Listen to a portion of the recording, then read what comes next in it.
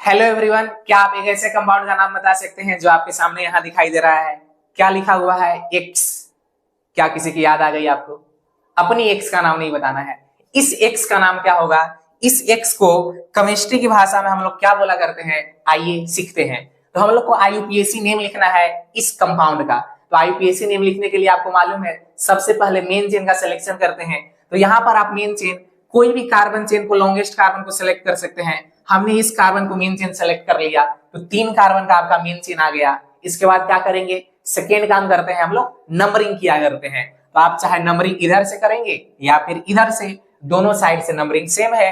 तो ये इस तरह से 1, ये 2 और ये 3, इस तरह से हम लोग नंबरिंग कर लिए। नंबरिंग के बाद तीसरा काम होता था नेमिंग का, और नेमिंग के लिए आपको नियम बताया गया था 2 1 0 1 2। तो यही नियम यूज करके चलिए इसका नाम लिखते हैं हम लोग। तो सबसे पहले हम लोग जो नाम लिखेंगे वो नाम लिखेंगे, इस 2 का मतलब होता था ब्रांच। तो क्या इस कंपाउंड में ब्रांच आपको नजर आ रहा है? 2 ब्रांच नजर आ रहा होगा। दोनों में एक एक कार्बन का ब्रांच है, तो एक कार्बन के ब्रांच का नाम होता है मिथाइल। तो इस ब्रांच का नाम है आपका मिथाइल, और इस ब्रांच का भी नाम हो जाएगा आपका मिथाइल। तो दोनों मिथाइल सेम ब्रांच है, तो जब नाम लिखेंगे तो एक साथ लिखेंगे। तो चलिए नाम लिखना शुरू करते हैं।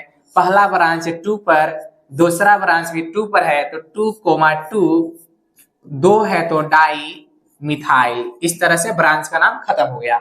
इसके बाद कंपाउंड साइक्लिक होता तो साइक्लो लगाते, नहीं है। 0 से वर्ड रूट होता है। मेन चेन में 3 कार्बन है, तो 3 कार्बन के लिए हम लोग वर्ड रूट लिखते हैं, वो लिखते हैं प्रो। इसके बाद इस 1 बताता था, ये 1 डिग्री सफिक्स, कि कार्बन कार्बन के बीच का बॉन्ड कैसा है। यहाँ आप देख रहे होंगे कि हर एक बॉन्ड सिंगल है, और सिंगल बॉन्ड के लिए हम लोग लगाया करते हैं इन। तो इन आ गया। और लास्ट में इस 2 का मतलब होता है फंक्शनल ग्रुप के लिए सफिक्स लगाना।